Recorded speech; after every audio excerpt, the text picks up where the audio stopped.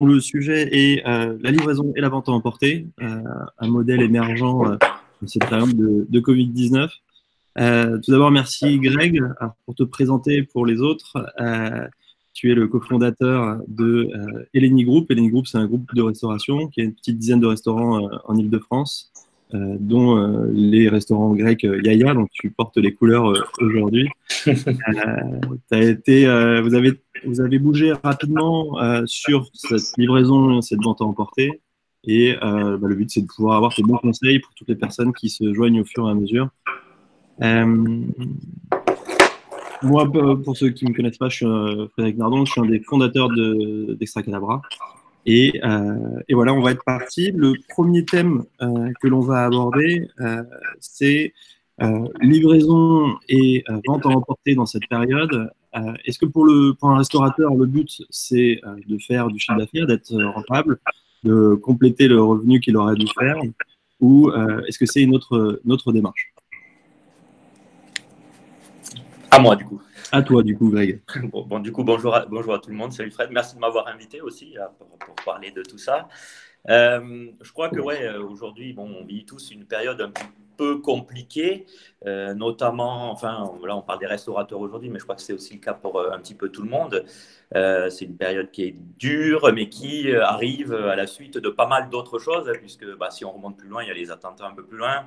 Il y a la crise des Gilets jaunes pendant plus d'1 an et demi. Il y a les grèves de décembre, janvier. Et aujourd'hui, on a cette crise du Covid-19 qui a fait que le 14 mars, si j'ai bonne mémoire, on nous a imposé la fermeture des restos. Et ce qui fait qu'effectivement, ça a un petit peu chamboulé toute notre façon de voir aussi la restauration, puisque du jour au lendemain, on ne peut plus ouvrir, on ne peut plus recevoir de clients chez nous. Et puis dans la restauration, je pense que tu connais aussi un petit peu le métier. On a plutôt tendance à faire beaucoup d'heures, à être souvent sur place, à être présent quand les gens s'amusent. Et donc ça fait un petit peu un grand vide. Et du coup, nous, jusqu'à présent, on a fermé les restos au début pour des normes de sécurité, évidemment. Hein, d'abord, protéger les salariés aussi, tout le monde. Et puis, on ne savait pas trop où on allait. Donc, on a fermé les restos. Et effectivement, on a décidé de... on s'est retrouvé avec PJ, mon frère, et Juan, qui est notre associé également sur l'ensemble des restos. On s'est retrouvés ensemble en confinement aussi pour parler boulot, pour pas nous endormir sur nos lauriers, pour pas se laisser dépasser. Et très vite, en est arrivé cette fameuse idée de se dire pourquoi pas tenter la livraison. Alors jusqu'à présent, on ne faisait pas trop de livraison dans les restos. On avait tenté un petit peu sur le Yaya à Saint-Ouen, au tout début, parce que c'est une zone toute nouvelle pour ceux qui ne connaissent pas. On est au milieu de rien, au milieu de nulle part. Et donc, au lancement du resto, on avait tenté un petit peu de faire de livraison, mais très sincèrement, c'est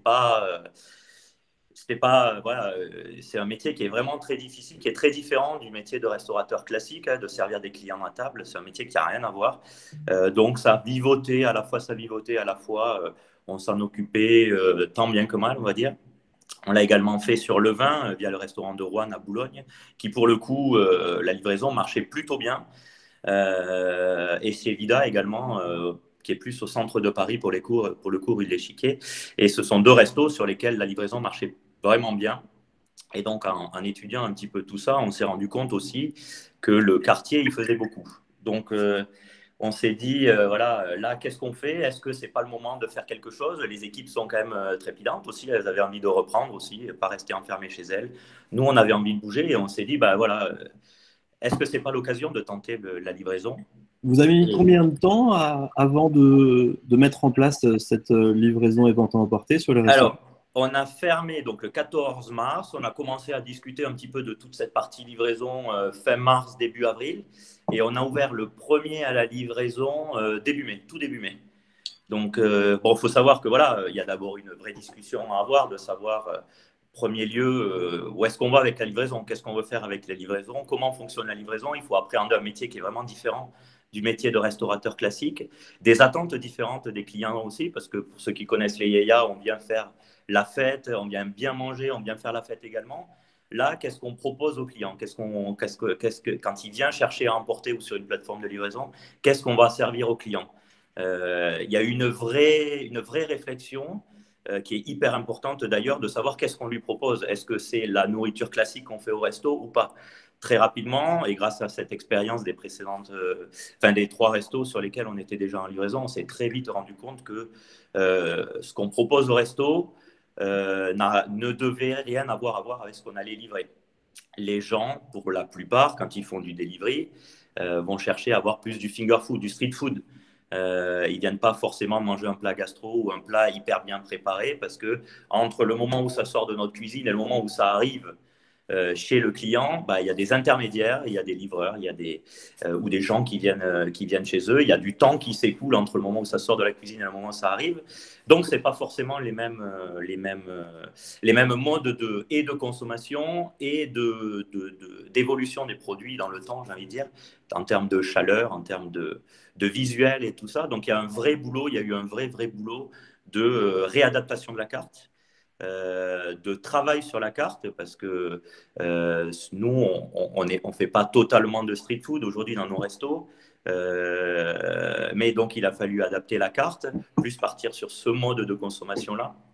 Et puis, trouver aussi, adapter les packaging, savoir aussi pourquoi est-ce qu'on ouvrait. Est-ce qu'on ouvre parce qu'on est impatient de réouvrir? Est-ce qu'on ouvre parce qu'il faut faire bosser les gars? Est-ce que derrière, il y a forcément la notion de rentabilité derrière tout ça? Ouais, c'est intéressant parce que quand on avait préparé, pour ceux qui regardent, quand on avait préparé le webinaire, moi, la question que je t'avais posée comme thème du webinaire, c'était est-ce qu'on peut être rentable avec la livraison et la vente à emporter? Et en gros, tu me disais que le sujet, il n'est pas forcément exactement là. Le but, n'est pas de perdre de l'argent, mais il n'y a pas que ça, quoi. Ouais, très clairement, nous, on n'a pas décidé d'ouvrir pour gagner de l'argent parce que c'est pas notre métier, la livraison. On s'est dit, on va ouvrir. Alors évidemment, pas pour en perdre. Personne n'est là pour faire de la philanthropie et perdre de l'argent, clairement pas. Mais si, à défaut de pas en gagner, trouver un bénéfice derrière ça. Et très vite, nous, quand on a commencé, en fait, la livraison, on l'a mis en place le 3 mai. On a ouvert le 3 mai, ouais, c'est ça, à Secrétan. Mais très vite, après le début du confinement, le 14 mars, on a un restaurant qui s'appelle Pouliche, qui est rue d'Anguin. Très vite, avec Amandine Chéniaud, avec qui on est associé, très vite, elle a eu l'envie de faire un marché de producteurs, parce que sur ce restaurant-là, qui est assez différent des Yaya, où on va être sur un type un peu plus bistronomique, mais vraiment décontracté, on va super bien manger, mais voilà, c'est pas de la gastronomie. C'est bon et décontracté. Et elle s'est vraiment très rapidement, elle a amené l'idée de dire, moi, j'ai pas envie de m'arrêter là. J'ai mes producteurs avec qui on bosse depuis très longtemps derrière, et j'ai envie d'ouvrir. J'ai envie de rencontrer nos voisins. J'ai envie de faire vivre ce restaurant. On a ouvert en octobre, donc on était tout nouveau dans le quartier. Et très vite, il y a eu un énorme engouement pour ce marché Pouliche, autour dans la rue d'abord, puis autour dans le quartier, dans le 10e. Et très vite, ça a été un lieu de rendez-vous pour tous les habitants autour. Et pour la plupart, dont la plupart ne connaissaient pas l'existence du restaurant. Beaucoup sont venus, ils nous ont dit: ah, mais c'est trop cool, on ne savait pas que vous aviez ouvert, on ne savait pas le restaurant que vous faisiez. Et ils l'ont découvert grâce à ce marché-là. Et donc, du coup, on a mis dans la balance très clairement comme premier point d'intérêt à ouvrir à la livraison ou à emporter la proximité avec nos voisins, avec les clients qui sont aussi nos premiers clients. On implante un restaurant avant tout dans un quartier. C'est aussi une vie de quartier, les voisins qui viennent très régulièrement déjeuner ou dîner au resto. Donc, et c'est pour ça que j'ai évoqué plusieurs fois le sujet il faut vraiment pas mettre la rentabilité avant tout, c'est vraiment être là auprès de ses clients. Rencontrer les nouveaux clients, rencontrer les habitués, faire vivre nos producteurs aussi, faire bosser nos gars, le staff, parce que tout le monde avait a envie de reprendre. Ouais, Et même s'il y a du chômage partiel, au final, c'est quand même important pour tes gars de bosser, quoi. Clairement, alors on était vachement aidés, il faut le dire aussi, avec le chômage partiel. Très clairement, la solution de simplicité, elle était de dire on met tout le monde au chômage partiel, on reste fermé, on a des coûts évidemment entre les loyers, parce que tous les loyers ne sont pas pas supprimé, on a des charges à côté, l'EDF, l'électricité, enfin, le gaz, toutes ces choses-là, parce que bah, forcément, le resto, il continue à tourner, il y a besoin d'énergie, les frigos, coupé pendant 2 mois, fermé pendant 2 mois un resto, bah, réouvrir, qu'est-ce qu'il a de bien derrière? Il y a aussi relancer la machine, il y a forcément des problèmes. Donc ouais, il y a un vrai sujet global, une vraie réflexion globale de se dire, de profiter de ce moment-là pour se rapprocher de nos clients quelque part. Alors beaucoup de clients, de restaurateurs dernièrement ont décidé de réouvrir, et ce qui est très bien parce que c'est un mode qui est vraiment très différent. C'est pas les mêmes marges, c'est pas la même façon de consommer. On réinvente tout dans le delivery quelque part, les packaging, toutes ces choses-là, ça a un coût. Mais très clairement, un des vrais points positifs aujourd'hui qu'on y retrouve à ça, c'est la rencontre avec nos clients. Quand on a réouvert les premiers jours, tout le monde est descendu en disant ah, trop cool, vous réouvrez, on est content. Alors il y a aussi le ras-le-bol de cuisiner. Faut dire, pendant 1 mois et demi, alors c'est sympa au début de faire des gâteaux, de faire à manger, les courses, et tout ça. Mais c'est vrai que les gens étaient vachement contents de nous revoir dans le quartier parce que un resto, c'est avant tout un lieu de vie aussi, c'est un lieu de quartier, c'est un lieu qui bouge, qui fait venir des clients, qui fait rencontrer les gens entre eux. Donc voilà, c'était vachement important. Ouais. Et pour nous, c'est un vrai intérêt ce point-là. Ouais, c'est intéressant parce que ce que tu dis, c'est que pour fidéliser sa clientèle, pour pas se remettre dans une réouverture au final 3 mois après et repartir de zéro, de garder le lien. En fait, il va y avoir ceux qui ont maintenu une activité même s'ils n'ont pas gagné de l'argent et ceux qui ont complètement fermé et les gagnants à la reprise, ce sont ceux qui auront été là tout au long avec leurs clients à ce moment-là. En tout cas, Ouais. Alors, on ne sait pas, enfin, les gagnants ou perdants, je ne sais pas. On ne sait pas comment ça va reprendre. On ne connaît pas encore les contraintes. On aura tout ça jeudi. On ne sait même pas aujourd'hui quand est-ce qu'on va réouvrir. Donc, tout aussi bien, on nous dit on est réouvre. Voilà, à Paris, il circule le 21 juin, le 15, 21, en province, un peu plus tôt, début juin. Au final, on n'en sait rien. On ne sait pas ouais. comment. Est-ce qu'il y aura un mètre linéaire entre chaque chaise? Est-ce qu'il faudra installer des plexis? Plein de choses comme ça. On ne sait pas trop encore aujourd'hui. On navigue un peu à vue. À vue, comme ça, on ne sait pas où est-ce qu'on va. Donc très clairement pour nous, ne sachant pas où on allait, il était vachement important de rester au contact des clients. Ce qui nous fait vivre, c'est les clients au quotidien. Hein. Donc très clairement, l'option de soit tout laisser fermer et avoir des coûts fixes qu'il va falloir absorber à un moment ou un autre, forcément, ou alors l'option d'ouvrir, relancer la machine, nous rapprocher de nos clients. Et puis, on sait très bien que, pour nous, c'était l'option, quelque part, la seule option de réouvrir, revenir, revoir nos clients. Et on sait très bien que ça sera les premiers à revenir au resto parce que, un, ça leur manque, deux, ils savent qu'ils ont besoin aussi d'une vie et que ça sera les premiers à revenir une fois la réouverture totale des restos. Quoi. Donc, du coup, tu disais, pour revenir un petit peu à ce que tu disais au début, c'est que vous étiez en confinement, du coup, avec tes associés, avec ton frère et Ouais. avec le chef Renard Belaise, avec qui vous avez tous ces restaurants-là. Et là, vous faites cette réflexion et vous vous dites, on va réouvrir. Donc là, ce qui va intéresser ceux qui ne l'ont pas encore fait, comment ça se passe? Alors, on voit qu'il y a des personnes, des restaurateurs dont ce n'est pas du tout le métier. Vous le faisiez un petit peu, même si vous n'avez pas poussé, mais on a vu que des septimes avaient mis en place une offre de emporter et livraison. Ouais. Ducasse aussi a fait ça. Donc, on voit que tout le monde essaye de se réinventer. Et ce que tu me disais, c'était qu'il y avait quasiment un petit peu comme une R&D qui se mettait en place avant de pouvoir le faire. Et quand on préparait le webinaire aussi, on avait parlé de l'exemple de Big Mama qui a expliqué qu'ils ont fait 15 jours de R&D pour imaginer une pizza qui arriverait après transport et qui soit bonne pour leurs clients. Là où, en fait, les pizzas, ils en font tous les jours, mais c'est des pizzas où ils les servent dans l'instant et donc ils avaient bossé pendant 15 jours en amont là-dessus. Ouais, Comment s'est passé, vous, cette R&D-là au niveau du produit? Ouais, exactement. C'est ce que je disais au début, c'est un métier différent. Hein, la livraison, c'est vraiment un métier à part. Parce que effectivement, il y a un temps entre le moment où ça sort de la cuisine. Nous, quand ça sort de la cuisine, c'est livré, c'est servi au client dans le resto. Hein, en 10 secondes, c'est sur la table du client et il est en train de manger. Là, il y a une dizaine de minutes en moyenne parce que ça va tourner. Soit le client vient chercher sur place, il habite autour, ou soit c'est des livreurs qui passent et il y a entre 5 et 10 minutes de temps de livraison. Le temps que le client réceptionne, que tout le monde se mette à table et tout, il y a un vrai travail sur les produits parce que les produits ne réagissent pas de la même façon. Donc, il y a eu un vrai boulot sur comment adapter notre carte. qu'est-ce qu'on fait en termes de produits. Alors, bien évidemment, en gardant l'univers Yaya ou l'univers Plancha, Vida, Levain, mais un vrai boulot de recherche. Alors, R&D, ça fait très New Tech et tout ça, mais il y a un vrai boulot de chef, pour le coup, sur je cuis ma pita, comment est-ce qu'elle va réagir dans un quart d'heure quand le client va la manger avec lui. Enfin, sur place. Dans quoi est-ce que je mets ma pita? Est-ce que je la mets dans de l'alu? Est-ce que je la mets à même le carton?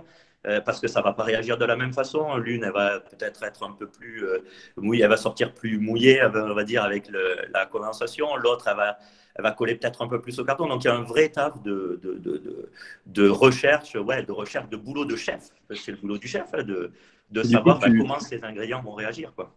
après, tu le mettais dans ton scooter et tu faisais un petit tour de périph pour savoir Ouais. comment il se passait après ton tour. Juan préparait, Juan fait ses prépas de trucs, on le met dans le petit sac craft classique sur lequel tout est livré et on le laisse 10 minutes de côté. Alors on n'a pas fait forcément les tours de scooter, mais Juan au début et même encore de temps en temps aujourd'hui faisait lui-même les livraisons et ça nous Ouais, bah, allait. on a vu sur Quotidien, ça Ouais, voilà, pas mal exactement. parlé. Donc ouais, il y a un vrai boulot de développement produit parce que c'est deux boulots qui sont vraiment différents. Et au-delà de ça, et au-delà du produit en lui-même, il y a une expérience à faire vivre aux clients également, parce que chez Yaya, quand on vient, on va dîner, on va bien manger, la musique va monter un petit peu et les gens vont finir par danser sur la table. Donc, ils connaissent Yaya parce que c'est un lieu qui est festif et ils viennent pour une expérience, pour un global. Ils viennent pour bien manger, mais ils viennent aussi pour bien s'amuser.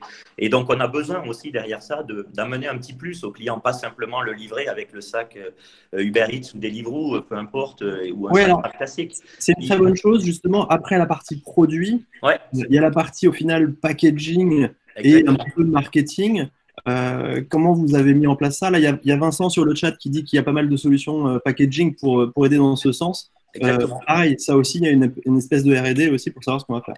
Exactement, on en parlait tout à l'heure, et c'est le deuxième point vachement important, c'est le packaging. Parce que c'est un packaging qui est différent, qu'il va falloir adapter en fonction de si on a un plat mijoté, si on a une pita, si on a des frites, si on a des mezzés.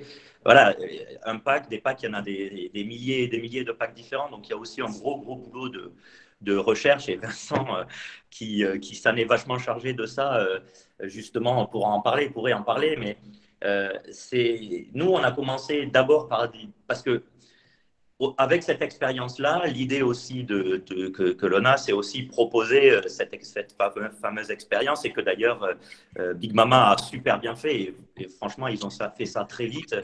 C'est de la personnalisation parce que quand on regarde leur sac, quand on regarde leur pack, ils sont vachement stylés, ils sont super beaux. Il y a des goodies dans les sacs, il y a plein de choses comme ça.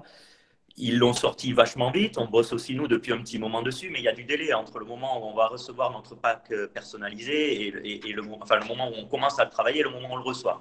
Alors, nous, ça y est, ils vont arriver là d'ici très, très peu de temps, nos nouveaux packs. Mais on est obligé de faire des démarchages et c'est un vrai taf de recherche sur les producteurs, les fournisseurs, pardon, parce que c'est pas des éléments qu'on utilise au quotidien dans nos restos, Et moi, tous ces packaging-là. j'ai particulièrement apprécié ce que vous avez fait. Bah, le temps, comme tu dis, là, vos packs, ils vont bientôt arriver. Ouais. Mais la petite attention de prendre le sac craft et de mettre à minima le nom de la personne et un petit Exactement. message, c'était un petit hack hyper intéressant, hyper sympa. Exactement. C'est un tout petit peu de temps pris par les gars qui envoient ou qui donnent au livreur ou qui donnent à nos clients qui viennent emporter sur place. C'est une toute petite attention qui est toute bête, qui prend 10 secondes à écrire bon appétit, la team Yaya, avec le prénom de la personne qui passe sa commande. C'est un tout petit peu de temps, mais c'est une vraie attention que les clients remarquent. Et demain, un client, quand il est chez lui un dimanche soir, combien de fois on a eu tous la flemme un dimanche soir de préparer à dîner et dans la tête, ça reste toujours ah ouais, c'était cool la dernière fois chez Yaya ou chez Levin ou Vida. On a bien mangé, la petite attention, le petit truc, le petit plus quoi. Ouais. C'est pas simplement j'envoie à manger, tu te débrouilles avec ce que tu as dans le sac, tu manges bien, tu manges mal. Il y a une vraie expérience à donner. Et ça passe au travers le produit, mais aussi la petite attention, le packaging qui va être adapté, qui va être un petit peu sympa, les petits goodies qu'on va pouvoir avoir. Et voilà, c'est une petite chose qui coûte pas cher, mais qui est importante. question de Charlotte là, sur le chat qui dit comment prendre en compte l'écologie sur cette partie. Ouais. J'imagine qu'on ne peut pas tout faire. Est-ce que c'est quand même aussi, est-ce qu'il y a des solutions là-dessus qui sont Il y un a peu des solutions. Alors nous, on a la chance aussi d'avoir Juan qui est vachement impliqué sur toute cette partie écologique. Et donc ça fait partie de nos impératifs, on va dire, dans le cadre du packaging, d'avoir de supprimer déjà tout le plastique. D'avoir des packaging éco-responsables. Donc voilà, c'est aussi un petit peu plus de boulot parce que la simplicité voudrait d'aller chercher le premier pack, voire le moins cher. Parfois, c'est un petit peu plus cher aussi. Mais voilà, au-delà de simplement proposer un menu, un plat à emporter, il y a aussi cette vraie notion d'éco-responsabilité que Juan véhicule au quotidien et qui est profondément ancrée en lui. Donc, effectivement, il y a une vraie recherche. Alors, il y a des distributeurs spécialisés là-dedans aussi, sur le recyclable, sur toutes ces choses-là. On ne peut pas faire de consigne. C'est plus compliqué de faire de la consigne en livraison, mais ouais, il y a un vrai boulot aussi autour de tout ce qui est packaging éco-responsable. Que deviennent les déchets derrière, quoi. Ouais. Donc, ouais, ça fait partie du boulot que nous, on a décidé de mettre en place. Alors, c'est un petit peu plus de boulot parce que forcément, c'est pas le premier packaging venu qu'on va utiliser, mais ça fait partie du respect de la planète, de nos valeurs, des valeurs qu'on a envie de véhiculer aussi. Donc, on résume, là, vous prenez la décision en fait de le faire, d'opérer même pendant cette fermeture administrative. Vous réfléchissez au produit, ensuite vous réfléchissez au packaging. Euh, on va passer quelques minutes sur la partie des acteurs digitaux après pour déjà la livraison. Comment mettre ça en place? Qu'est-ce qui est fait? Alors, sur les acteurs digitaux, ouais, il y en a pas des milliers, mais il y en a quelques-uns. Je pense que les deux plus gros, les gens les connaissent, que ce soit Deliveroo ou Uber Eats. Et notamment Deliveroo, avec qui nous, on a décidé de travailler aujourd'hui. On a la chance dans le groupe de bosser avec un ancien de chez Deliveroo, donc qui nous a vachement aidé parce que voilà, on passe par l'application, mais sur l'application, il faut aussi donner envie aux gens. Donc, la façon de présenter les plats, les photos, les intitulés, les descriptions des ingrédients, toutes ces choses-là. Qu'est-ce qu'on va mettre comme produit? Est-ce qu'on met simplement des entrées, plats, desserts? Est-ce qu'on n'accompagne pas avec de l'huile d'olive? Parce que chez Calios, on a de l'huile d'olive, du miel, du vin, de vin pour les producteurs également. Donc, on a été accompagné par Rémi là, qui bosse sur ça, avec ça pour nous. Donc, il y a un vrai boulot aussi sur la partie plateforme digitale. Comment ça fonctionne, tout Comment ça. ça fonctionne et combien ça coûte? C'est pour ceux qui ne Ouais. l'utilisent pas, c'est ça les questions qui peuvent souvent Alors, intervenir. ce qui est intéressant entre guillemets, ce que vont rechercher les gens, c'est le coût. Effectivement, les plateformes, elles fonctionnent les deux pareil, que ce soit Deliveroo ou Uber Eats. Ils prennent une commission sur le montant de la commande du client, qui va entre 20 et 30%, on va dire. 20%, on va être sur les très très gros points, les très gros faiseurs, et 30%, si on a un resto qui va pas privilégier, on va dire, la livraison une fois que les restos vont réouvrir. Donc voilà, ça tourne entre 20 et 30%, c'est quand même un coût qui est assez important, qui va quelque part, allez, si on devait le comparer, le mettre dans l'ordre des chiffres d'affaires, ça va remplacer c'est un staff cost quelque part. Ouais. C'est le coût des chefs de rang qu'on n'a pas en salle, quoi. Il faut le prendre comme ça, on va dire.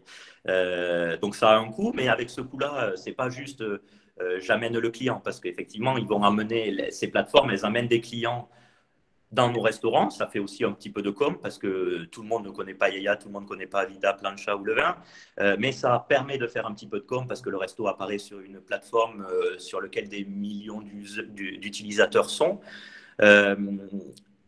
Il y a des frais d'activation? Il y a des frais d'activation là-dessus? Non, on n'a pas de frais d'activation. Alors, sauf à ce que je me trompe, mais non, il n'y a pas de frais d'activation. C'est inclus dans le pack des 20 à 30% de commission. Ils fournissent avec ça une tablette sur laquelle on reçoit l'ensemble des commandes. On reçoit l'ensemble des commandes dessus, on accepte ou on refuse la commande, on a un numéro de commande. Derrière, Deliveroo ou Uber Eats nous envoie un livreur, on donne, une fois que la commande est prête, on la donne au livreur et derrière, ça part chez le client. Ils ont changé leur mode, en tout cas chez Deliveroo. Avant, on était sur une facturation, ils versaient les fonds tous les 15 jours. Là, ils les versent tous les jours, donc c'est déjà bien parce que ça fait… Donc, c'est la trésor qui vient directement. Exactement, la trésor rentre au quotidien, donc ça, c'est une vraie avancée aussi. Donc voilà, sur le fonctionnement, c'est assez simple. Ils envoient également des gens. Alors nous, on fait tout en interne, donc tout ce qui est photo, communication, toutes ces choses-là. À l'intérieur d'Eleni, on a monté un pôle qui s'occupe de toute la partie back-office de tous les restos. Donc c'est nous qui nous en sommes occupés. Mais avec Deliveroo, on a la possibilité de faire appel à un de leurs spécialistes, un photographe, un gars qui va venir programmer les menus dans l'app, tout ça, qui va venir faire la formation et tout ça. Donc tout ça, c'est inclus dans les commissions qu'on va reverser sur chaque menu, quoi. Petite précision, Vincent. Donc Vincent Barbato, je crois qu'il est de Uber, hein, qui nous dit qu'il y a 600 € de frais d'activation ou des frais hebdo de 4 € après 2 mois de test. Bon, voilà. Ouais, mais ça… Il faut les négocier, ceux-là. Il faut pas les prendre.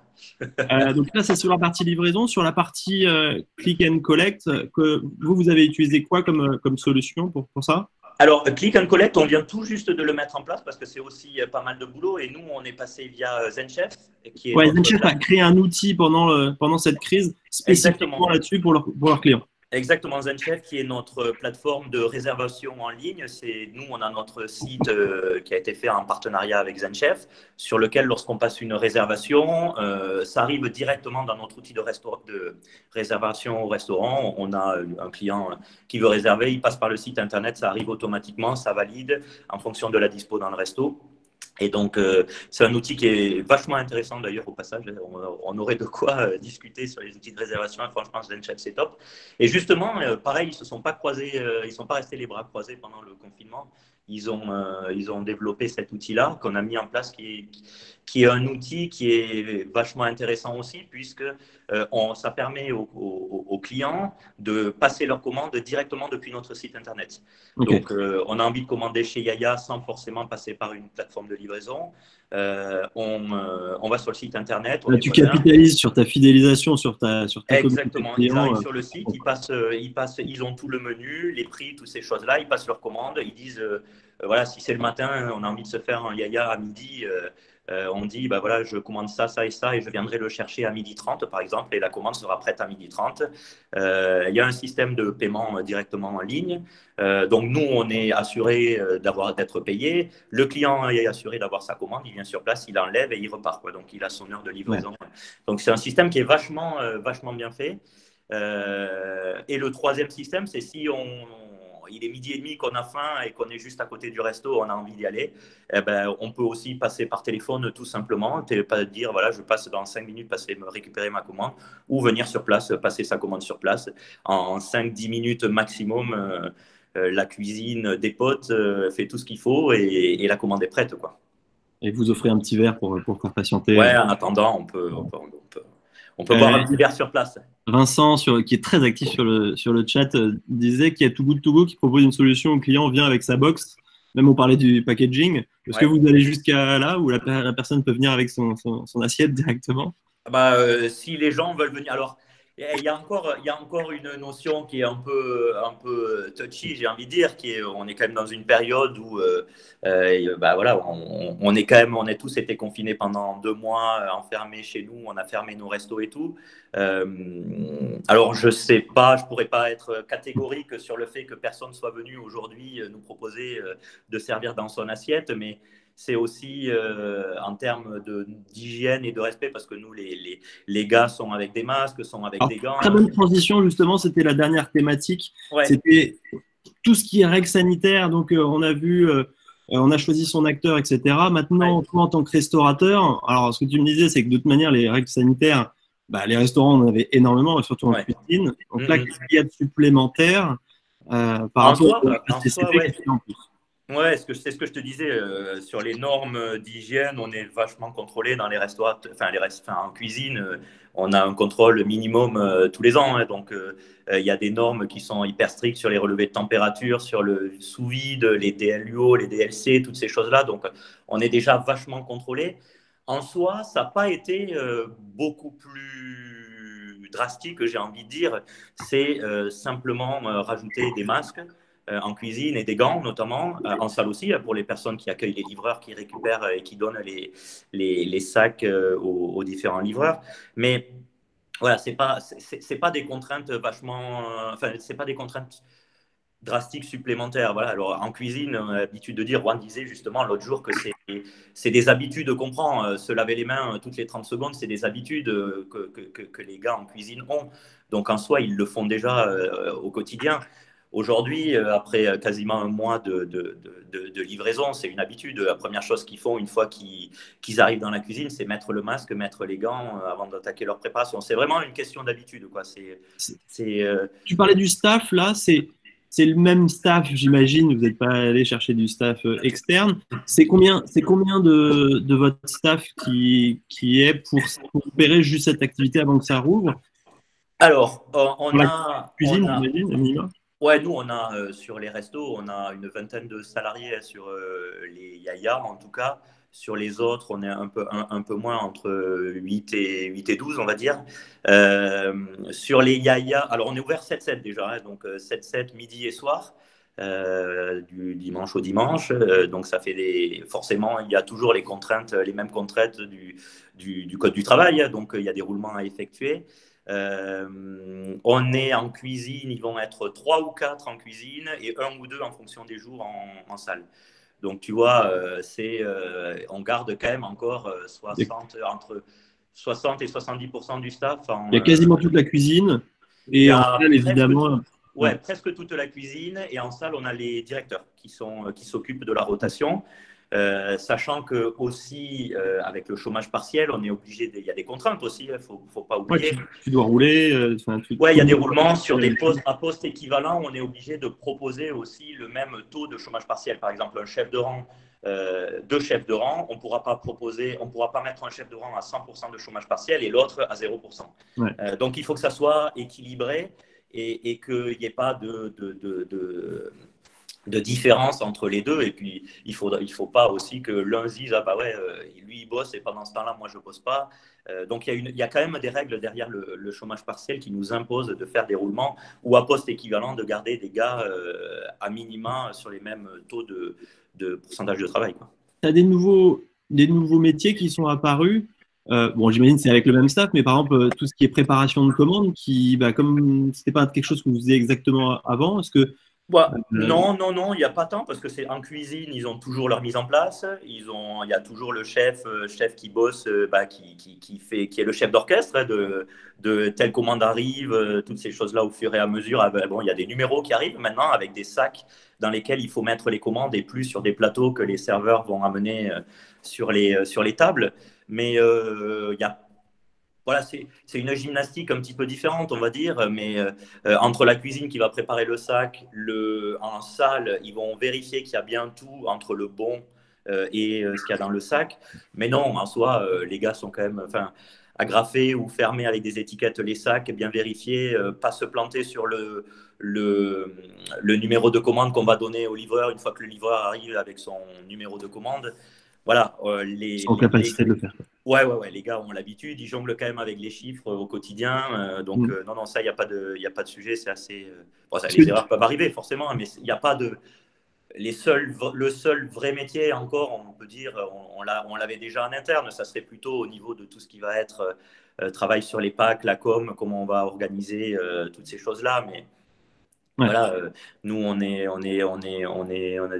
des personnes qui bossent tout à l'année sur toute cette partie market, com, achat, toutes ces choses-là. Donc, c'était déjà géré en interne, quoi.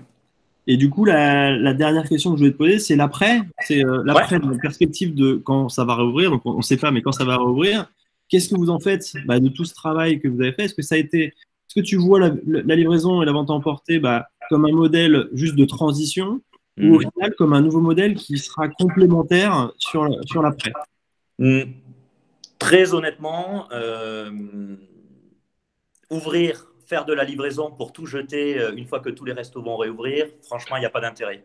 Nous, on est clairement dans l'optique de se dire la période a été dure, on a pris cette période-là comme une avancée en lançant la livraison. On a gagné allez, entre 6 mois et 1 an, on va dire, sur la livraison, parce qu'à terme, on voulait lancer de la livraison, être concentré sur ce vecteur de croissance, qui est un vecteur très, très important hein, et qui gagne des parts de marché au quotidien.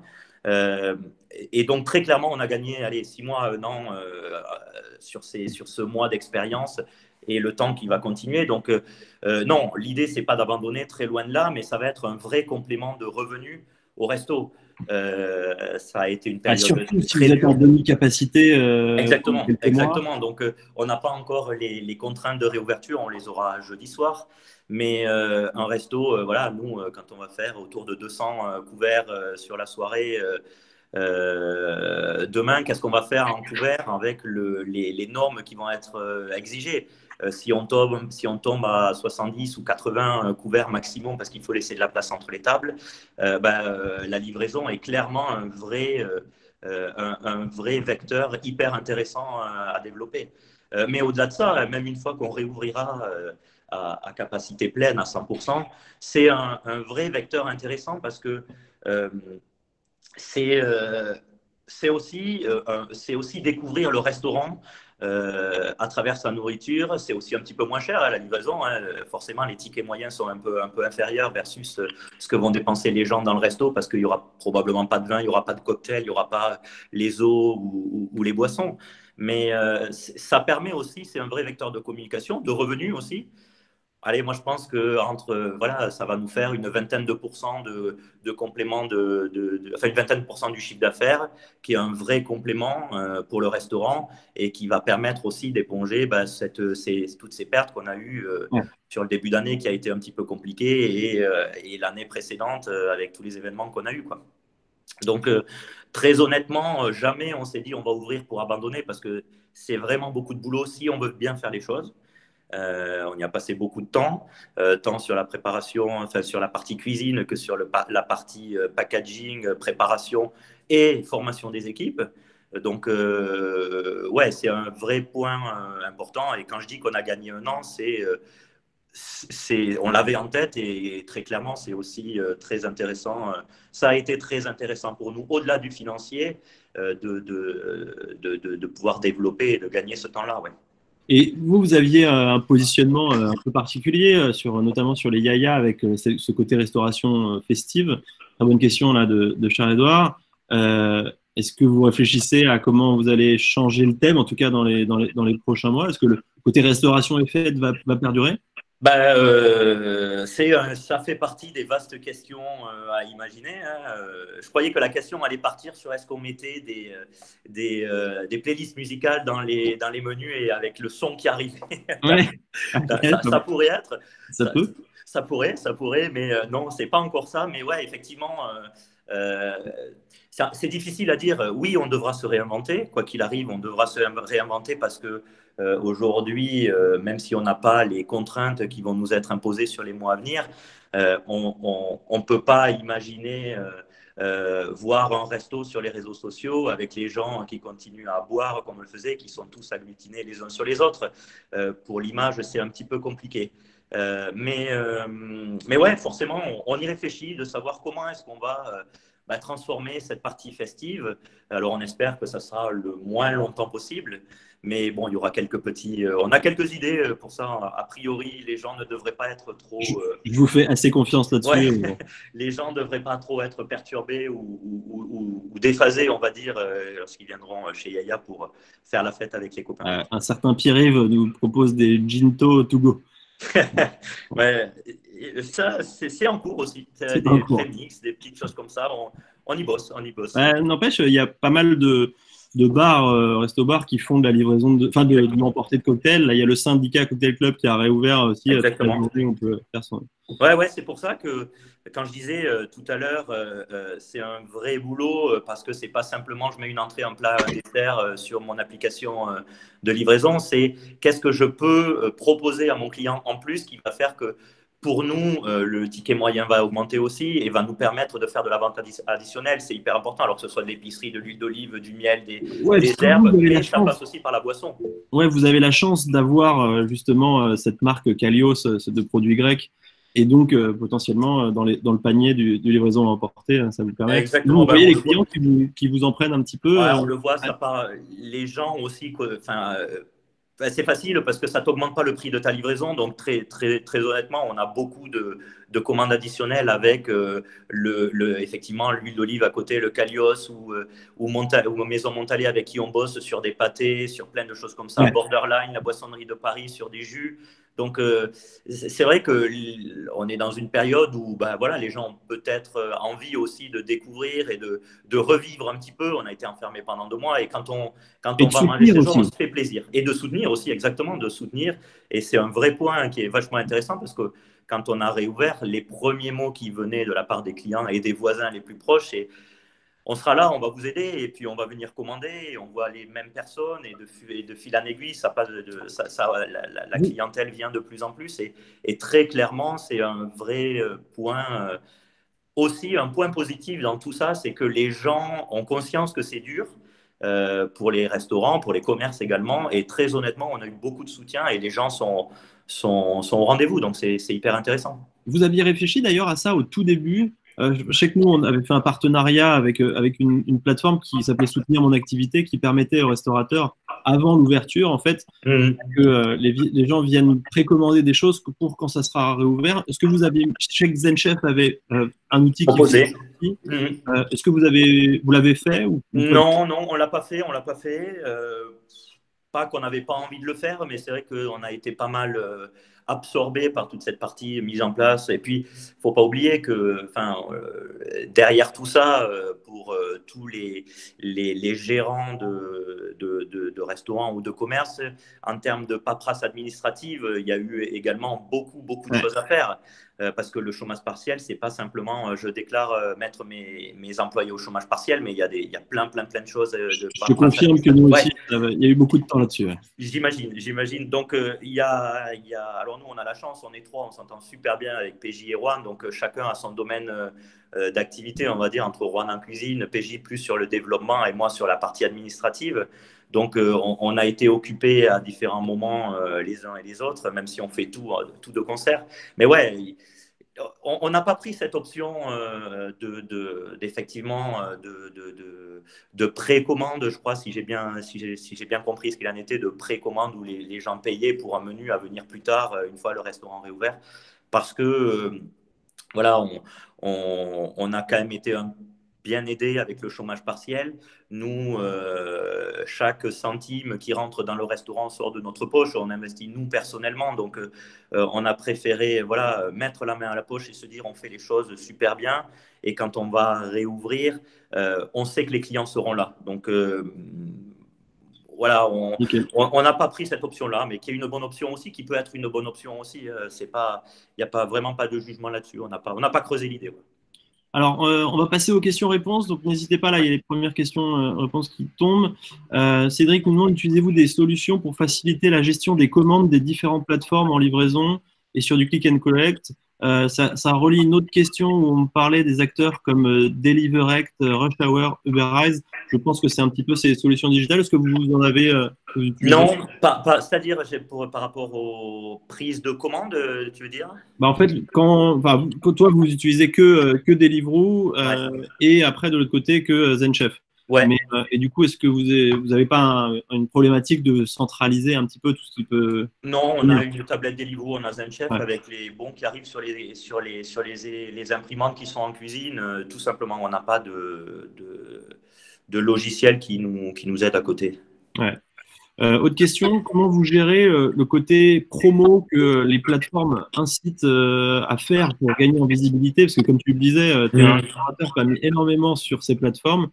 Est-ce que vous mettez en place des promos là-dessus? Ouais, on a justement, ça fait partie aussi du jeu, hein, forcément. Quand on arrive, on est tout nouveau. Alors, on a beau avoir des restaurants où on a la chance d'avoir du monde qui vient et de pas être vide, enfin, pré-Covid évidemment. Mais on arrive sur un marché qui est différent et on a toutes nos preuves à faire. Donc, sur le premier mois, là, on a 10% de remise sur l'ensemble des restos. Parce que pareil, même sur Saint-Ouen, parce que Saint-Ouen, on l'avait plus ou moins arrêté pendant 6 mois, parce que c'est très difficile, enfin, sans formation, sans prendre le temps de mettre en place les choses, c'est très difficile pour les équipes à la fois de s'occuper de la salle, parce que quand le client il vient, on est un métier de service avant tout, on ne vient pas simplement dîner au resto, on vient pour un service avec des chefs de rang qui doivent être aux petits soins des clients sur place, et à la fois gérer une partie à emporter. Et je pense que voilà, sur Saint-Ouen, on le faisait tant bien que mal, on bricolait, mais on ne le faisait pas suffisamment bien. Donc, on a pris le parti d'arrêter pour justement se concentrer sur ça. Et c'est là où je dis qu'on a gagné 6 mois à 1 an parce qu'on a pu prendre le temps de mettre en place toutes ces choses-là. D'ailleurs, souvent les restaurateurs qui font les deux modèles, livraison et sur place quand c'est ouvert, il y a cette problématique, tu as 10 livreurs qui sont en permanence en attendant avec leur vélo devant le restaurant. Ouais. Ça, sur Saint-Ouen, est-ce que ça a été une problématique pour vous parce que effectivement, t'as pas forcément un endroit avec une petite fenêtre dégagée? Ça n'a pas été une problématique parce qu'ils sont quand même assez respectueux. Il y a aussi il y a des instructions. Hein. Les livreurs, quand ils arrivent, ils savent est-ce qu'il faut attendre devant, est-ce qu'ils peuvent rentrer ou pas rentrer. Donc, c'est assez bien fait à ce niveau-là. Donc oui, effectivement, il peut y avoir des livreurs devant et c'est vrai que quand on va au resto, alors peut-être pas sur nos styles de resto, sur un yaya, peut-être quand on vient faire la fête et tout, on a peut-être on conçoit un petit peu moins bien le fait d'avoir un livreur qui rentre dans le resto, mais je pense que ça ne sera pas un sujet, ça, à l'avenir, parce que les gens ont conscience aussi que le développement et la survie aussi des restos passera probablement par la partie livraison aussi. Donc, ça ne sera pas un sujet pour moi.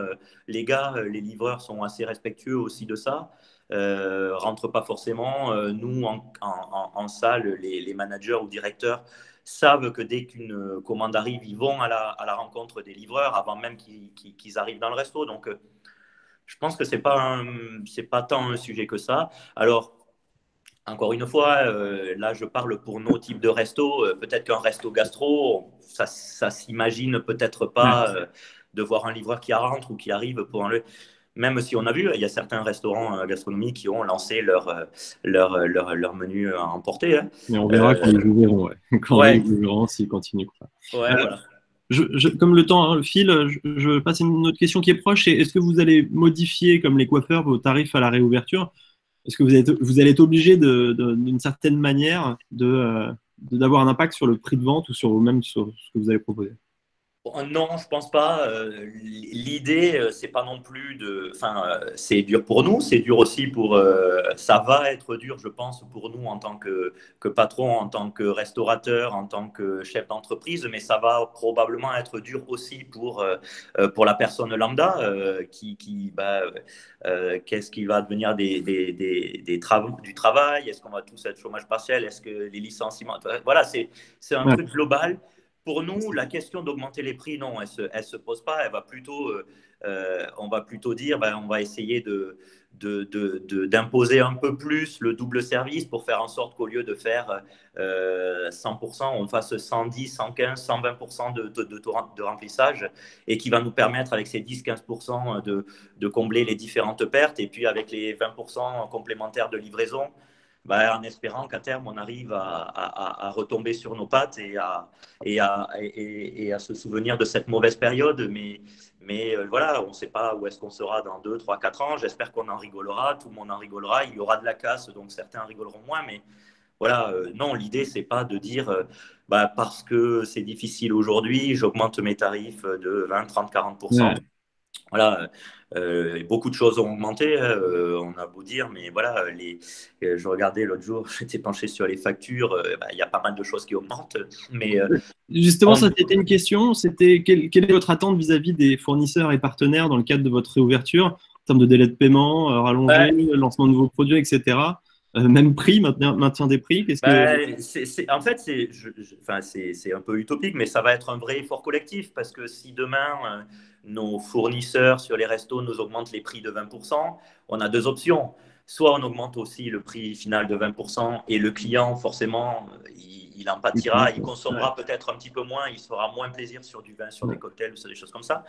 Ou alors, on bascule sur des produits moins chers, de moins bonne qualité, mais ce n'est pas forcément ce qu'on a envie de faire dans nos restos. Donc, il y aura un vrai arbitrage, c'est un vrai boulot global de toute la chaîne, j'ai envie de dire, Ouais. du producteur jusqu'au consommateur. Alors, Et même peut-être l'État, parce que s'il peut y avoir un même impact l'État. sur la TVA, c'est ce que demandent beaucoup de restaurateurs. Exactement, Euh, on a parlé de la TVA, de faire baisser pendant jusqu'à la fin de l'année la TVA à 5,5. Mais derrière, baisser la TVA à 5,5, est-ce que ça veut dire que ben, le client final doit en profiter et baisser les prix aussi? Ou est-ce que c'est pour soutenir les restaurateurs? Il y a plein ouais, de. Et il y aura autant d'avis que de personnes bien sûr. qui auront un avis à donner. Donc, moi, j'ai envie de dire que ça va être. C'est un travail global du producteur jusqu'au client final en passant par nous, en passant par les distributeurs avec lesquels on bosse et tout. Donc Thierry voilà. peut parler des assurances, des bailleurs. Est-ce qu'ils ont joué l'effort et comment dans les prochains mois Zat, c'est le point, quoi. C'est le sujet. Alors, les assurances, la question se pose même pas. C'est même pas un geste aujourd'hui, hein. Alors, il y a le fameux sujet, fameux procès contre AXA avec Stéphane Manigold, bon, ouais. voilà, qui a fait beaucoup de bruit. Mais encore une fois, c'est un sujet qui va concerner 500, 600 contrats parce que c'est de la perte d'exploitation, mais sans dommage à côté. Donc, c'est des clauses qui sont très spécifiques.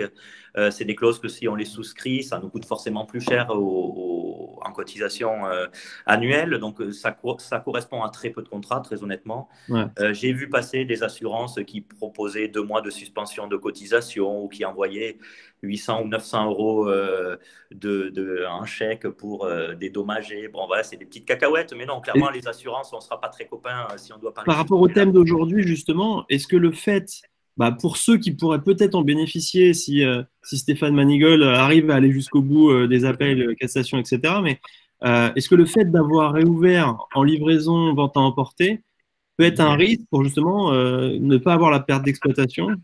Bah, c'est forcément, quand on réouvre, on s'expose à ce problème-là. Hmm. Maintenant, on a réouvert début mai. Il y a toujours un mois et demi sur lesquels on était Ouais. fermé administrativement parlant.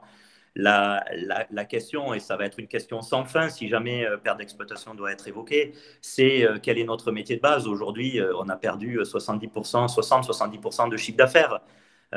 Donc, est-ce que ça veut dire que bah, dans ce cas-là, on n'a pas droit à la perte d'exploitation parce qu'on a essayé aussi de faire l'effort de guerre de tout le monde? Parce que la solution de simplicité, c'est clair, c'est laisser tout le monde au chômage partiel, c'est l'État qui paye en partie. On prend à notre perte les loyers, les Ouais. petites charges à côté, et puis voilà. Mais non, voilà, c'est un effort de guerre que tout le monde doit faire, et je pense que les assureurs doivent passer par là aussi. Aujourd'hui, ils en sont très loin, très clairement. Donc voilà, même aujourd'hui, nous, on parlait des bailleurs aussi.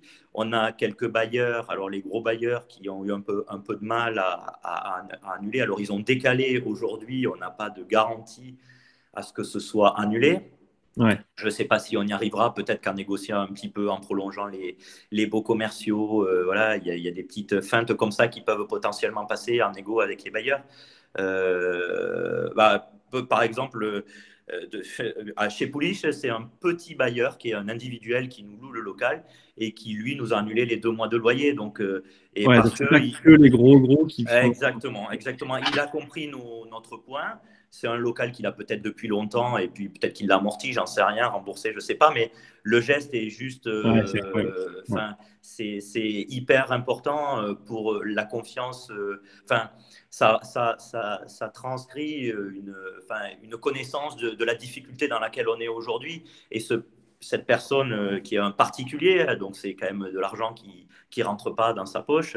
Voilà, il a tout compris aujourd'hui quand certains n'ont Ouais. pas compris grand-chose parce que si demain 30, 20 à 30% des restos ferment leurs portes, comme ce qui tend à être le cas si jamais les assurances, si jamais plein de choses ne viennent pas nous aider, le bailleur il va se retrouver pendant 3, 4, 5, Bien 6, sûr. 7, 8 mois avec un locataire en redressement judiciaire ou en liquidation et il ne rentrera pas cet argent-là. Donc, c'est le serpent qui se Ouais. mord la queue quelque part. Donc, si tout le monde fait un petit effort, voilà, il y a des chances C'est vrai c'est c'est une vraie question, le côté solidaire. Mm. Nous, en tant que plateforme, on a eu un vrai sujet avec les personnes qui travaillent. Donc, on est en relation avec des auto-entrepreneurs Mhm. où travailler et où les établissements, eux, n'étaient pas en capacité de payer. Nous, on a choisi d'entamer le geste solidaire, c'est de s'assurer que ils soient rémunérés, même si on n'a Mhm. pas encore eu la rémunération des Ouais. établissements. Et Mhm. il faut que tout le monde le fasse. On va Ouais, ouais, prendre puis une c'est dernière. important. Et puis, mine de rien, ça va, Ouais, enfin, ça fidélise aussi. Ça fait partie de bien nos sûr. métiers. La concurrence est assez importante. On est sans cesse obligé de se réinventer, de proposer de nouvelles choses. Et la fidélisation des clients ou de son staff aussi, tout Ouais. bonnement, c'est vachement important parce que, à un moment ou un autre, on le récupérera d'une façon ou d'une autre. Et donc voilà, donc c'est ouais, c'est important, tu as raison. On va prendre juste une dernière question, parce que le temps, encore une fois, file. Ouais. Non, c'est une question que je t'avais posée justement dans la préparation du webinaire, donc c'est parfait. Si, avec les plateformes digitales, donc Deliveroo, Uber Eats, si le client final choisit d'aller chercher sur place dans l'application, y a-t-il une commission? Est-elle inférieure à 30%? J'imagine, dit-elle, mais je connais déjà la réponse. Écoute, sauf à me tromper, je pense pas. Ça reste la même commission. Très honnêtement, c'est vrai j'ai pas creusé le sujet, mais en fait, à travers la commission, Vincent nous dit 15% en cliquant une collègue chez Uber. voilà. Bon, je pourrais pas donner la réponse mieux que ça. Bah, tu pourras aller Euh, voir chez Deliveroo. Je pourrais voir chez Deliveroo, je ne sais pas, mais c'est vrai qu'à travers la commission, alors c'est vrai qu'on peut se dire, ouais, on a parlé de 20 à 30%, ça peut paraître important, mais il y a pas mal de choses derrière qui entrent en compte. Il y a les livreurs aussi à payer, il y a la plateforme, il y a toutes ces choses-là. C'est toujours trop, mais bon, voilà. Ça apporte un flux de clients qui est, voilà, encore une fois, il faut le prendre comme ça. C'est un flux de clients qui connaissent probablement pas le resto. Aujourd'hui, nous, je sais qu'à 5 ou 6 kilomètres à la ronde, on peut toucher quelqu'un qui est chez lui. Voilà, on ne gagne pas Ouais, ouais, d'argent, on peut, mais c'est un vecteur de communication et faire connaître le resto.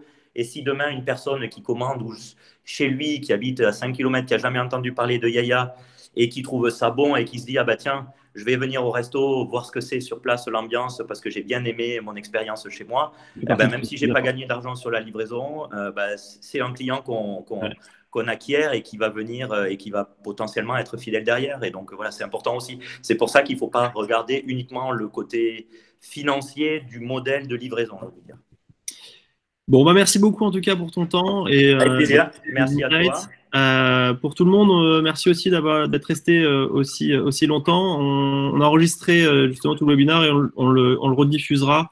Donc n'hésitez pas après à le partager de vos côtés. Merci Greg et à très bientôt. Merci à toi, Fred. Merci à toutes les équipes et puis à bientôt.